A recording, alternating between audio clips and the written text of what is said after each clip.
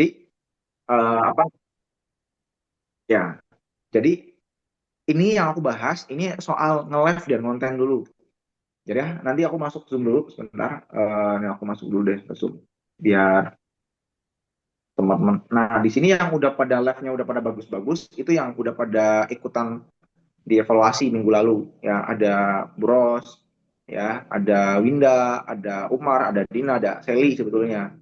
Ya, yang live-nya udah mulai lumayan agak bagus. Ya, karena butuh dievaluasi. Sebenarnya live itu nggak bisa nggak kalau di nggak dievaluasi. Ya, nah, bentar. Jadi ingat ya, live itu sebenarnya potensinya bisa lebih besar untuk mendapatkan konsumen dibandingkan konten. Nah, konten itu untuk lebih mempercepat apa ya namanya boost orang kenal sama kita juga sebenarnya. Jadi konten pertama itu kalau yang belum bisa live ya konten tanpa white tanpa muka. Tapi itu bisa closing juga kan, itu juga bisa closing. Ya, meskipun kita belum live, tapi live itu memperluas cepet banget loh.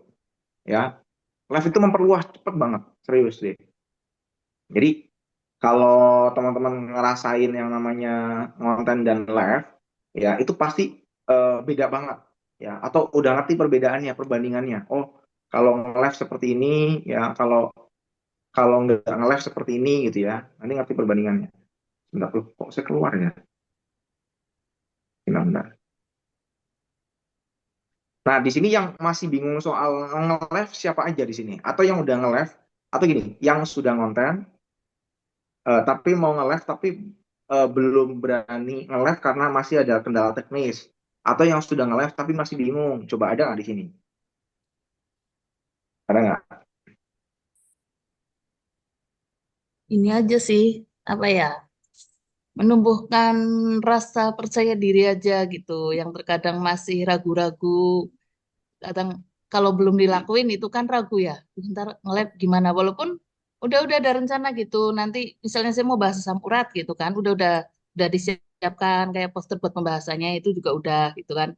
Memang kalau belum dilakuin itu rasanya gimana gitu ya. Kayaknya maju mundur. Sebenarnya pas udah ya udah lakuin aja gitu jebret terus gimana nanti gitu. Ya ternyata jalan gitu. Nah, oke. Cuma ketika mau lakuinnya aja itu kayaknya maju mundur.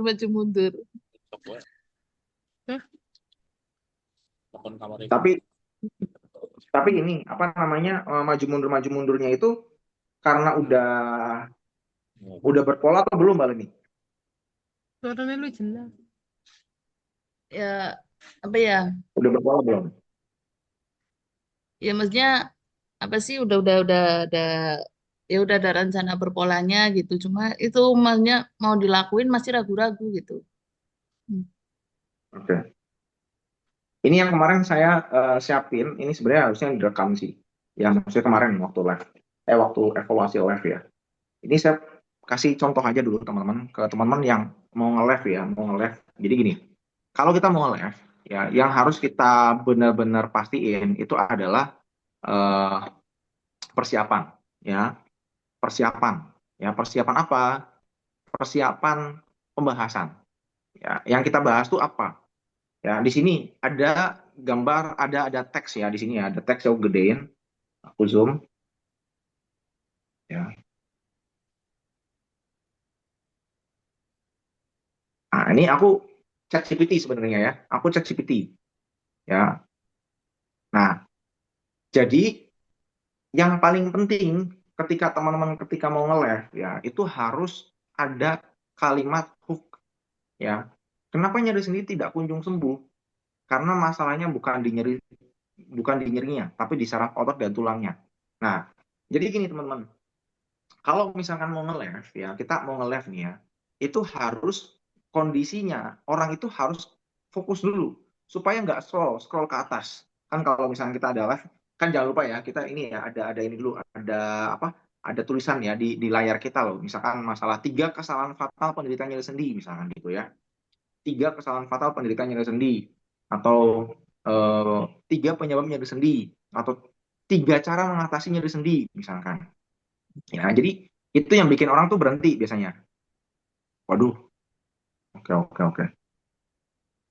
Jadi yang bikin orang itu bolak-balik nyeri sendi itu ternyata apa namanya salah penanganan. Jadi kita harus ngebahas pertama adalah hooknya dulu ya. Jadi ketika kita nge-live itu nggak ngalor ngidul mau ngobrol apa, ngebahas apa. Jadi live itu sama seperti konten. Ada hal yang bikin orang itu mau harus fokus ke konten teman atau di live teman-teman. Harus fokus. Ya, kenapa harus fokus? Kenapa mau fokus? Kenapa mereka mau fokus? Karena ada kalimat yang relate, ada kalimat yang sesuai dengan masalah yang mereka alami. Contoh, ada nggak di sini Bapak Ibu yang ngalamin tulang belakang sakit, pinggul sakit, lutut sakit, tumit sakit, sampein. Itu di hook pertama, itu ngobrol, itu ngomong. Langsung tutup poin aja. Tapi udah ada captionnya. Kalau saya pakai, kalau Faisal juga pakai apa namanya ChatGPT ya, pakai laptop. Maksudnya kalau Faisal kan ada laptop ya, saya juga ada laptop juga. Cuman kalau saya langsung searching ChatGPT kalau saya langsung di tempat. Jadi buatkan saya materi gitu ibaratnya 30 menit. Ya tapi kalau belum terbiasa, pertama yang perlu dibahas adalah kenapa nyeri sendi tidak kunjung sembuh. Ini kalau misalkan nyeri sendi, tapi kalau asam urat, kenapa asam urat tidak kunjung sembuh? Masalahnya bukan di asam uratnya, tapi masalahnya adalah di Bapak Ibu bagaimana caranya menjaga dan merawatnya misalkan. Nah ini yang dibahas ya. Ini yang dibahas pertama kali ketika kita mau nge-live. Ya, ini aku langsung bahas live dulu ya. Nanti soalnya kalau konten gampang banget masalahnya. Kalau konten sekarang cuman apa? Cuman bikin foto. Jadi saya nggak perlu bahas kalau masalah konten.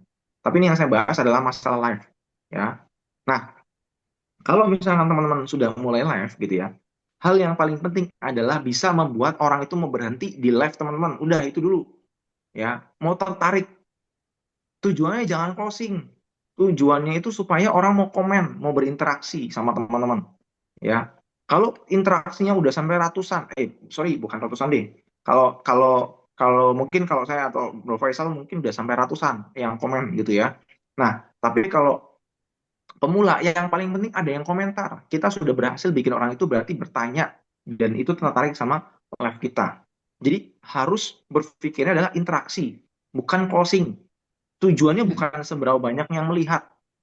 Tujuannya bukan seberapa banyak yang melihat, tapi Mm. tujuannya seberapa banyak yang stay, yang Iya, iya. stay, yang Gimana stay, caranya yang orang berhenti, play sampai orang selesai gitu. stay di live kita sampai selesai.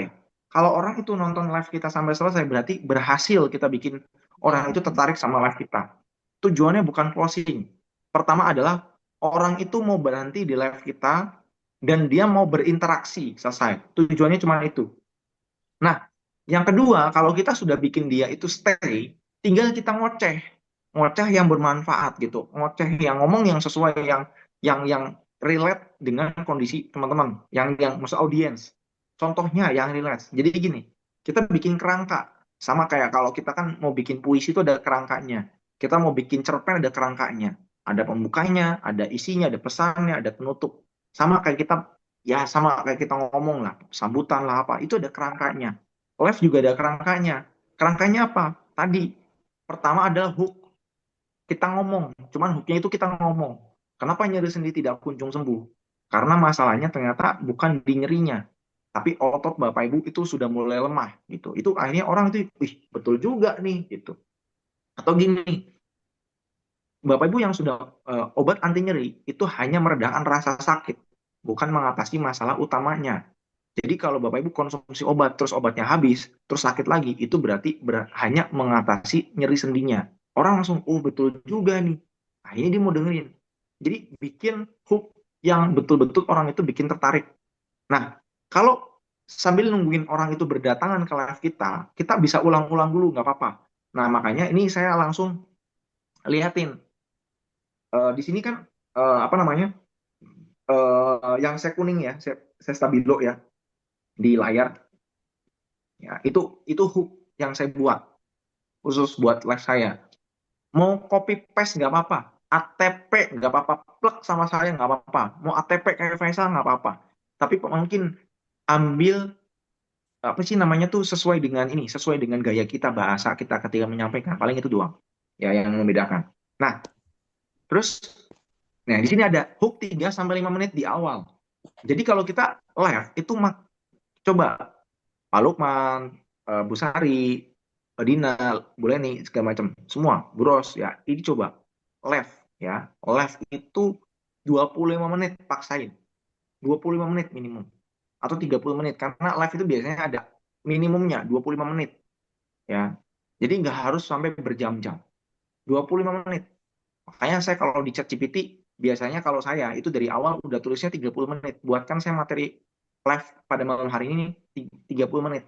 Ya, apa yang mau saya bahas nanti saya tulis di situ. Ya, oke.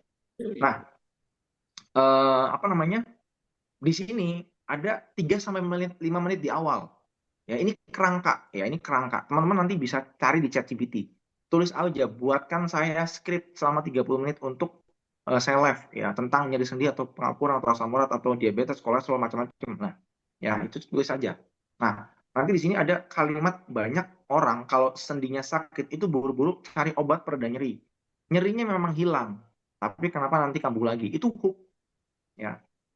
Itu hook. Orang langsung itu kita ulang-ulang aja di situ. Bener nggak Bapak Ibu? Kita sambil ngobrol dua arah. Bener Berarti nggak Bapak kalimat Ibu yang itu kita nonton? sampaikan di awal berulang-ulang Sampaikan, ya. kita sampaikan plus kita confirm, kita confirm apa namanya? Pastiin ke orang itu, ke orang yang nonton live kita, betul nggak Bapak Ibu? Coba yang rasain di sini, yang sudah konsumsi obat terus mereda, terus kambuh lagi, coba tulis di kolom komentar sekarang, tulis di kolom komentar, betul atau tidak? Ini udah 5 menit kita ngomong kayak gini. Ya, jadi supaya memperpanjang waktu. Sebenarnya saya juga ngomong panjang lebar ngalur ngidul itu tujuannya untuk memperpanjang waktu. Karena orang udah komentarnya udah macam-macam. Komentarnya udah macam-macam, udah komentarnya, Pak ini tuh obatnya apa, Pak? Nutrisinya apa? Orang udah nggak sabaran. Tapi saya bodo amat. Karena tujuannya itu di WA kan, yang penting orang closing kan di WhatsApp masalahnya. Jadi yang penting saya bisa live 25 menit, tapi saya nggak kelihatan bego lah di live ibaratnya gitu. Ya. Kan udah kita persiapin masalahnya. Jadi kalau kita ngomongnya nggak dipersiapin di live, nanti kelihatannya haho-haho. Ini orang niat live nggak gitu kan jadinya. Nanti bahaya kan teman-teman. Iya, Jadi kalau iya. misalnya kita live dan asal-asalan gitu. Nah, nah di sini kita perbaiki bukan cuma nyerinya, tapi adalah akar masalahnya. Nah, malam ini saya mau bongkar teman-teman ya, Bapak Ibu. Kenapa sendi itu bisa nyeri? Nah, ini kan saya sendi bisa rusak. Boleh lah pakai ganti-ganti pakai bahasa teman-teman. Ya di sini meskipun di sini tulisannya kenapa sendi bisa rusak gitu kan. Kalau saya bilangnya kenapa sendi bisa nyeri? Apa yang bikin nyeri sendi? Yang dialami grade 1 sampai grade 4. Gimana cara alami untuk memperbaiki sendi yang nyeri? Dan itu dibantu dengan nutrisi sama aktivitas aja. Itu udah ngomong 10 menit. Ngomong ngalor ngidul, ngalor ngidul, ngalor ngidul. Bukan ngalor ngidul ya. Pembahasannya itu.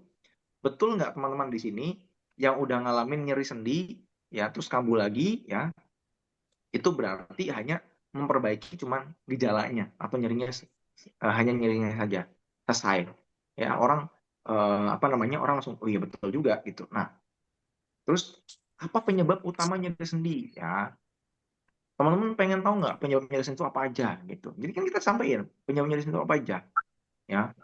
Nah penyebab nyeri sendi itu paling banyak teman-teman itu adalah biasanya karena faktor penuaan. Kita ngobrol gitu. Siapa di sini yang sudah ngerasa usianya mungkin sekarang awalnya 38, baru berasa 40 nyeri sendinya, lututnya. Siapa ditulis di kolom komentar. Itu kan bisa kita dua arah ngobrol. Oh penuaan. Oh iya Pak, saya kok saya